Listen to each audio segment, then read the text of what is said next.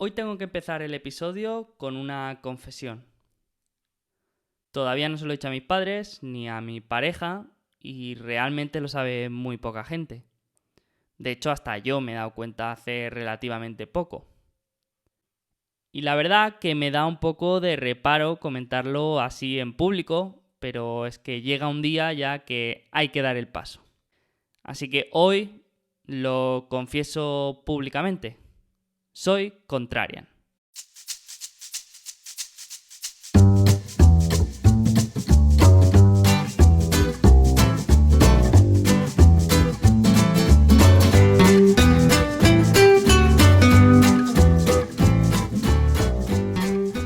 Sí, ya lo sé, nadie se lo esperaba, pero sí, lo soy.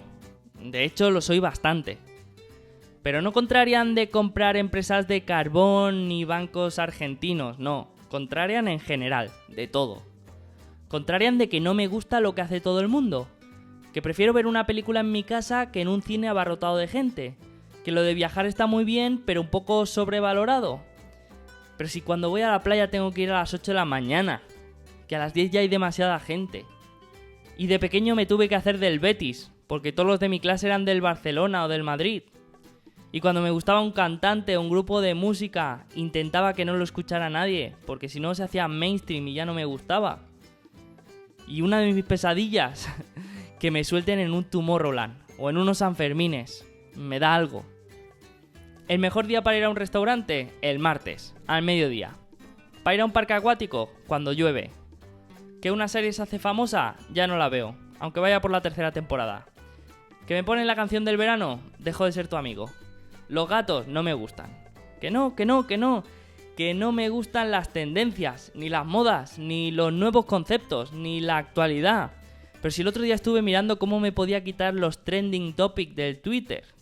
Que por cierto, no lo probéis porque no se puede. Y aunque esto pueda parecer raro, he descubierto que ser contrarian tiene sus ventajas. Y tiene su lógica. Cuando vas a sitios donde hay mucha demanda, la situación estará en tu contra. Si vas un sábado por la noche a un restaurante, no esperes el mismo precio que tendrías el lunes al mediodía, ni el mismo servicio. Si quieres el último modelo de la nueva colección de ropa, pues tendrás que pagar 50 euros por esa camiseta. Si quieres ir a un parque de atracciones en fin de semana, pues te tendrás que tirar 2 horas de cola por cada atracción. En cambio, cuando vas a lugares con poca demanda, estas posibilidades de obtener buenas condiciones son más altas. Yo, por ejemplo, para viajar a sitios aburridos, que no sean instagrameables, que me lo pasaré en grande sin la contaminación turística y sin los precios desorbitados. Un día me preguntó un amigo que cómo podía conocer a más mujeres y ligar con ellas. Le dije que dejara de ir a discotecas, que se olvidara, que se apuntara a un club de running o de lectura, que ahí seguro que tendría más posibilidades. En aquella época no había Tinder.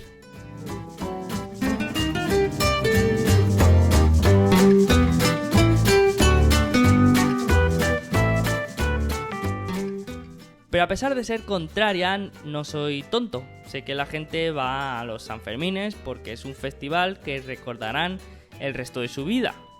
Sé que la gente va al cine porque es una experiencia sensorial. Y sé que en un viaje puedes aprender mucho. Por eso, aunque no me guste ir donde va la multitud, no significa que esté afirmando que la multitud esté equivocada. En ningún momento. Simplemente que no voy a pagar el precio de que mucha gente quiera hacer lo mismo. Tampoco significa que lo que esté fuera de la tendencia o de la actualidad sea bueno. A veces intento acordarme siempre de una cosa. Y es que por cada Michael Burry hay 50 inversores que lo perdieron todo en apuestas contrarias. Pero de estos segundos no van a escribir libros ni van a hacer películas.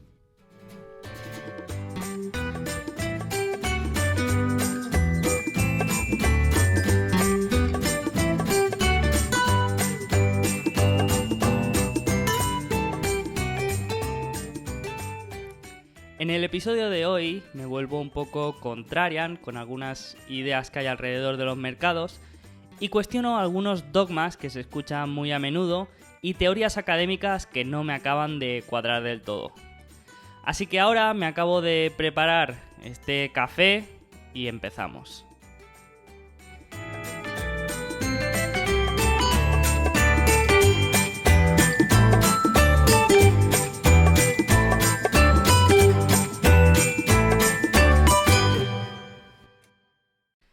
Muy buenas amigos y amigas, bienvenidos a Alfa Positivo y muchas gracias por estar aquí conmigo una semana más.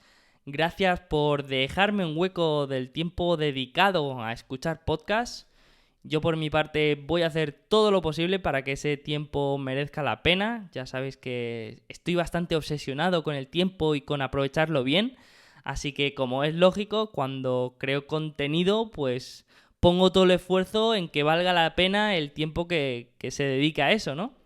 Por eso también, si os habéis fijado, estoy intentando hacer episodios más cortos últimamente, más preparados y mejor editados, para poder compartir realmente la información que me gustaría transmitir, pero a la vez simplificándola lo máximo posible. Esta semana, como novedad, he participado en el podcast de Píldoras del Conocimiento con Fernando Alonso, hablando de inversión inmobiliaria, un poco enfocada en la decisión de compra o alquiler de una casa para su uso propio. Y la verdad que ha gustado mucho, he recibido muy buen feedback y Fernando, por lo que me ha comentado, pues también ha recibido buenos comentarios, así que animo, si alguien no lo ha escuchado todavía y le puede interesar, pues todo esto que hay alrededor de esta decisión tan importante, pues que le pegue una escucha al episodio y al podcast en general, porque es un podcast muy bueno y con mucho trabajo detrás. No como que este es más de andar por casa. Bueno, va, fuera bromas. ¿De qué quiero hablar hoy? Bueno, pues como ya sabéis, los que lleváis escuchando el podcast durante el verano, vamos a ir siguiendo un poco el libro de Valuation y vamos hablando un poco de cada capítulo. Primero porque este libro me parece la Biblia de la valoración. Después porque es un libro bastante caro y denso, y aparte que solamente está en inglés, y creo que es un buen libro para resumir o que merece la pena ser resumido. Y luego porque creo que estamos en un momento de montaña rusa de emociones en todo lo que llevamos de año, y la valoración, el proceso de valoración, creo que puede ayudar mucho a bajar los pies en la tierra y sentir que caminas sobre algo sólido. Al final, cuando tu proceso de valoración es bueno y haces tus deberes, pues estas montañas rusas no te afectan tanto emocionalmente y al final puedes tomar mejores decisiones. Si, por ejemplo, la cotización de una empresa de tu cartera ha caído un 30% y sigue ahí sin subir y solamente haces que ver malas noticias y cada día está en rojo y está en esta situación no favorable, pues tú, si tienes los deberes hechos, puedes estar tranquilo y hasta puedes aprovechar para seguir invirtiendo en ella a esos precios. En cambio, si no has hecho los deberes y has seguido tendencias o has tomado la decisión de invertir así medio por convicción de otros, pues la verdad es que es difícil que estés tranquilo. Y yo lo entiendo porque yo soy el primero que lo he hecho, ¿no? Y sé lo que es. Y en esas situaciones estás más intranquilo y lo que va a pasar posiblemente es que la narrativa del mercado acabe superando tu convicción. Y de eso precisamente es de lo que voy a hablar hoy, del mercado en general. Porque aparte de saber pescar y saber mucho de peces, pues creo que también hay que saber del mar, de navegar y de las condiciones meteorológicas, ¿no? Y de cómo afectan al resultado final. Es decir, que para mí es tan importante saber valorar una empresa como entender cómo funciona el mercado y entender cómo funciona la economía, ¿no? Esto también lo veo importante y creo que es una parte a tener en cuenta en nuestro proceso de análisis. Este episodio correspondería al capítulo 7 del libro, que se llama The Market is Smarter Than You Think. El mercado es más inteligente de lo que crees.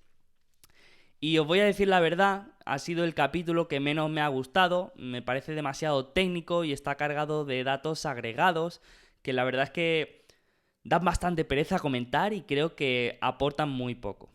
Así que lo que he decidido hacer es coger lo poco que me ha parecido interesante del capítulo, comentar cómo funciona el mercado y algunos mitos que existen, y luego adaptarlo al presente y ver qué está pasando ahora mismo en el mercado, ¿no? Intentar un poco leer qué se puede extraer de lo que está pasando, intentar averiguar si lo que se dice, las narrativas que corren, pues son verdad o mentira, si lo que dicen ahora los gestores, bueno, algunos gestores, que esto es una burbuja como la del finales de los 90 y que todo está caro, vamos a ver si esto es verdad también. Y vamos a intentar extraer qué hay de verdad y de no tanta verdad de aquí. Ya en 2017, Richard Thaler, un premio Nobel de Economía, comentó públicamente que el mercado americano estaba caro y que no estaba correlacionado con la situación económica. Y esto ya fue en 2017, o sea que imaginaros lo que debe pensar ahora. Otros años anteriores, otro premio Nobel de Economía, Robert Shiller, publicaba una tesis que se llamaba The Narrative Economics. Una tesis que me recordaba mucho, por cierto, a la teoría de la reflexibilidad de Soros. Bueno, pues en esta tesis defendía cómo las historias seguían un comportamiento similar al de un virus. Y también hablaba del impacto que tenían estas historias en la economía. Luego más tarde también publicó un libro específico sobre este tema que desarrollaba en profundidad esta tesis. Y luego también tenemos muchos académicos defensores de las teorías de mercado eficiente, que sostienen que el precio de cotización de cualquier empresa refleja toda la información disponible de esa empresa. Es decir, que lo que viene a decir al final es que batir al mercado es imposible. Entonces, quería coger estos tres actores. Por un lado, los gestores o los que dicen que el mercado está caro y que es una burbuja. Por otro, quería coger la tesis de Narrative Economics. Y por último, la tesis que defiende que el mercado es eficiente, ¿no? La teoría de la eficiencia de mercado. Y voy a coger estas tres tesis y vamos a desmontarlas un poco y vamos a desgranarlas y ver cuánto hay de verdad y cuánto de no verdad. Bueno, pues vamos a empezar por la teoría de los mercados eficientes. Y vamos a empezar haciéndonos la pregunta: ¿es el mercado eficiente? Bueno, pues para verlo yo creo que lo que habría que hacer sería ver cómo funciona un mercado. Al final, como ya sabemos, pues un mercado está formado por personas con todas sus complejidades y todas sus irracionalidades. Y a diferencia, por ejemplo, de leyes fundamentales de la física, como la gravedad, el mercado no se rige directamente por leyes de la naturaleza. No hay ningún patrón, ni ningún modelo, ni ninguna fórmula que pueda definir con exactitud el funcionamiento del mercado. Esto es lo que llamaríamos un sistema complejo, un tema del que tengo muchas ganas de hablar, pero que hoy no es el día. Pero aunque sea un sistema complejo, creo que sí que hay cosas que han funcionado, hay razonamientos que me parecen lógicos y hay pistas que podemos buscar, al menos para aumentar nuestras probabilidades de éxito. Lo primero que hay que entender es por qué se mueve el mercado y por qué hay volatilidad. A mí me gustó la entrevista que tuvimos hace unos meses con Luis de Blas, de Valentum, en la que definió muy bien, a mi parecer, por qué se movía tanto la bolsa. Yo siempre lo he dicho, ¿por qué sube y por qué baja la bolsa? La bolsa sube y baja porque en el mercado nos encontramos gente cuyo horizonte temporal es una hora y cuyo horizonte temporal son 15 años.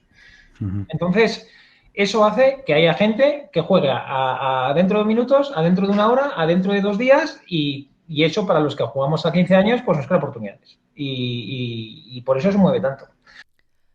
Como veis, tiene bastante sentido lo que comenta Luis. Hay participantes con un horizonte temporal de horas, de días y de semanas. Y luego hay inversores que sus objetivos son a muy largo plazo. Vale, pues tenemos participantes con horizontes temporales diferentes, pero también me interesa saber el por qué. ¿Por qué invierten? ¿Por qué la gente compra acciones? ¿Por qué participan en el mercado? Bueno, aquí esto parece obvio, ¿no? Alguien compra una acción con la esperanza de que el precio de esa acción suba para más adelante venderla y obtener una rentabilidad. Pero ¿en qué está basada esta esperanza? Ya hemos visto que hay participantes con diferentes horizontes temporales, pero lo que me interesa a mí también es saber en qué se basa el razonamiento a la hora de comprar una acción. Por simplificar, vamos a dividir todos los participantes en dos grupos diferentes: los inversores fundamentales y los inversores técnicos o los traders. El inversor fundamental sería aquel que basa sus decisiones de inversión en el valor intrínseco de una empresa, y el trader es aquel que no tiene en cuenta el valor de la empresa, sino que busca indicios de la actuación que va a tener la acción en periodos cortos de tiempo. Para entender cómo funciona la interacción de estos dos participantes, vamos a imaginarnos un mercado con solamente una empresa. En el grupo de los inversores fundamentales han estudiado esta empresa y algunos creen que tienen un valor intrínseco de 40, otros de 50 y otros de 60. En el grupo de los traders tenemos a este grupo de traders momentum, que su estrategia es buscar tendencias de precio y comprar acciones cuando suben para aprovechar la tendencia alcista y vender cuando bajan. Bien, pues empezando con este experimento y poniendo un precio de partida de $30 por acción, lo que ocurriría sería que los inversores fundamentales irían corriendo a comprarla, ya que está muy por debajo de su valor intrínseco, ¿no? Recordar que el valor que le habían dado los inversores fundamentales era de 40, 50 y otros 60. Entonces lo que va a pasar es que irán corriendo a comprarla, lo que aumentará la demanda de esa acción y el precio subirá. Cuando este precio suba, los traders acudirán a la compra y el precio subirá mucho más y de manera mucho más acelerada. Conforme vaya subiendo el precio, muchos inversores fundamentales irán vendiendo sus acciones. Primero los que daban un valor intrínseco de 40, luego irán vendiendo los que daban un valor superior, hasta que finalmente sobrepase los 60, cuando todos los inversores fundamentales estarán vendiendo o habrán vendido, por lo que la demanda bajará y llegará un momento en el que el momentum de esa acción se parará. Cuando esto ocurra, los traders empezarán a vender y la acción caerá de golpe hasta que llegue de nuevo por debajo de su valor intrínseco, donde los inversores fundamentales volverán a comprar. Esto es un error que cometía yo al principio y era el de pensar que todos los participantes eran igual que yo y eran inversores que buscaban empresas baratas y mantener a largo plazo y tenían el razonamiento igual que el mío, ¿no? Que basaban sus decisiones en razonamientos similares a los míos. Luego te das cuenta que no, que realmente los que mueven muchas veces el volumen de las acciones son participantes que nada tienen que ver con la inversión fundamental. Es decir, que a corto plazo el mercado es un juego de suma cero. Bueno, suma negativa porque hay costes de transacción. Y ojo, aquí hay dos cosas. Una, que yo no estoy en contra para nada del análisis técnico y me parece genial y necesario que haya en el mercado. Y otra, que me he dado cuenta que muchos inversores, que ellos mismos se definen como inversores fundamentales, pues realmente no me lo parecen tanto. El otro día escuché en el episodio de Iceberg de Valor que hablaba de Puru Saxena y me parece un ejemplo bastante evidente de esto, ¿no? Y esto que acabo de contar es muy bonito, esto de las oscilaciones, que ahora suben y todo el mundo compra y cuando para venden, pero esto no se da en días ni en semanas. Estas oscilaciones pueden durar años. Una tendencia alcista que va por encima de su valor intrínseco puede durar varios años. Pero al menos esto explica por qué tenemos volatilidades tan altas y por qué en ocasiones se pueden dar momentos en los que las acciones coticen muy por encima o muy por debajo de su valor intrínseco. Esto sucedió, por ejemplo, a finales de los 90, en la que la especulación llevó el precio de las acciones a las nubes. Pero este periodo de tiempo en el que las acciones estuvieron muy por encima de su valor intrínseco, hasta que explotó la burbuja, pues fueron 2 años en el que no estaba en esa burbuja, pues parecía tonto y bueno, y no estaba teniendo buenas rentabilidades, ¿no? Es decir, que esto no pasa en semanas, esto puede durar periodos de tiempo bastante largos. Lo que la evidencia demuestra y lo que defiende el libro es que a largo plazo el retorno de una acción está ligado a dos parámetros: al ROIC y al crecimiento de la empresa. Esto significa que un ROIC muy alto sin crecimiento pues no aporta mucho. De la misma manera que mucho crecimiento con un ROIC bajo pues tampoco es muy buena señal. Entonces esto podría ser el primer indicio que desmontaría la teoría de la eficiencia de mercado. Si las acciones de una empresa deberían seguir su retorno y su crecimiento, pero no lo hacen porque hay especulación y mucha gente sigue las tendencias del precio, y esto al final se puede mantener muy por encima, muy por debajo de su valor intrínseco durante periodos de tiempo largos, entonces un buen inversor fundamental que sepa valorar de manera correcta, y pongo énfasis aquí, que sepa valorar de una forma correcta una empresa, podría batir al mercado. Aquí hay muchos matices, pero yo diría que ya la teoría de la eficiencia de mercado pues no es perfecta.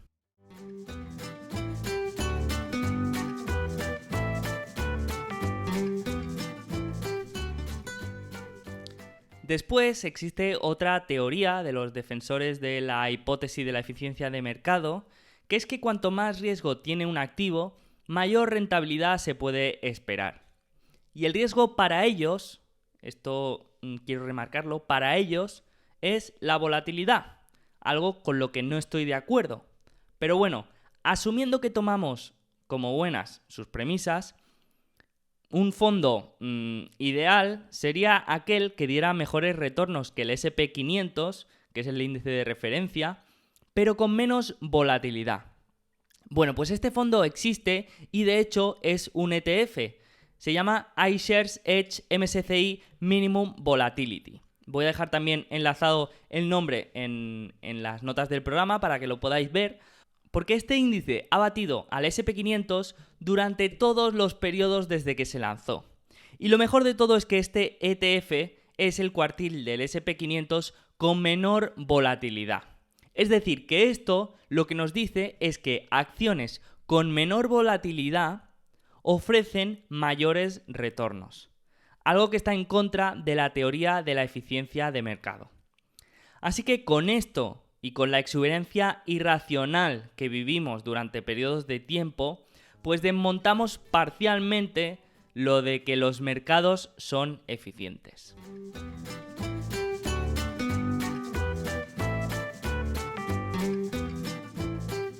Vamos ahora a por lo de las Narrative Economics.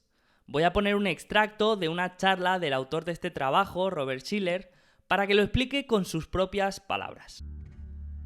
Okay, we want to understand big and important economic events, those that really matter. What causes them? Well, a lot of economists will talk about the central bank made some mistake or the parliament did something wrong with the tax system. Those are contributors to big events. But ultimately, I think it's contagion of stories. Stories don't have to be truthful or good or inherently interesting. All they have to do is go viral. There has to be some contagion rate at a moment in time that brings them in excess of the recovery rate, the forgetting rate. Now, I think narrative economics, which I'm defining in my book, is in some sense a subset of behavioral economics. But in another sense, it's very different. Behavioral economics does research in psychology and how it applies to economic behavior, but it looks for consistent behavioral patterns. What I'm looking for in narrative economics is something that's inconsistent through time. It's changing human behavior, modeled by stories that go viral and change people's perspective on life and economics. Como dice Shiller, las intervenciones de las instituciones contribuyen al desarrollo económico. Pero lo que mueve y fluctúa la economía y los mercados, al menos en el corto plazo, son las historias. Y estas historias no tienen por qué ser necesariamente buenas ni malas. Ni siquiera tienen que ser verdad. Simplemente tienen que propagarse como un virus. Vale, ¿y a qué nos referimos con historias o narrativas? Bueno, pues vamos a poner un ejemplo. Hay una narrativa muy popular que dice que las máquinas nos van a robar el trabajo o que por culpa de los robots el desempleo va a ser muy alto. Bien, pues esta narrativa lleva siglos apareciendo. De hecho, cada vez que hay una ola de mejoras tecnológicas, pues esto suele ser muy recurrente. Y lo que provoca es que durante un periodo de tiempo la gente se vuelva más conservadora, tenga miedo y consuma menos productos. Bueno, pues lo que Schiller desarrolló con un foco en la economía también tiene el mismo efecto en los mercados financieros. Las narrativas motivan a la gente a tomar decisiones. Y esto es algo que hay que saber y hay que saber interpretar y leer. ¿Qué narrativas hay ahora en el mercado? Bueno, pues esto es un poco subjetivo y cada persona tendrá sus lecturas. Pero yo, por ejemplo, me atrevería a decir que una narrativa del mercado puede ser que encontraremos pronto una vacuna para el COVID, se acabará el problema y todo volverá a la normalidad. Esta podría ser una lectura. Otra podría ser que energía como el petróleo o el carbón pues cada vez va a ir a menos hasta que en el medio plazo pues ya casi ni se utilice y quede como algo residual. Como os digo, esto puede ser verdad o no. Simplemente son cosas que me parecen obvias y que se pueden ver con los resultados de los últimos años en los mercados. Así que para mí esta teoría de las narrativas de mercado tiene todo el sentido del mundo, pero su duración también es determinada. Al igual que un virus, pues una historia poco a poco se va reduciendo su ritmo de expansión, ¿no? Hasta que al final pues empieza su reducción y bueno, ya nadie habla de eso, ya no se comenta tanto y pierde su efecto.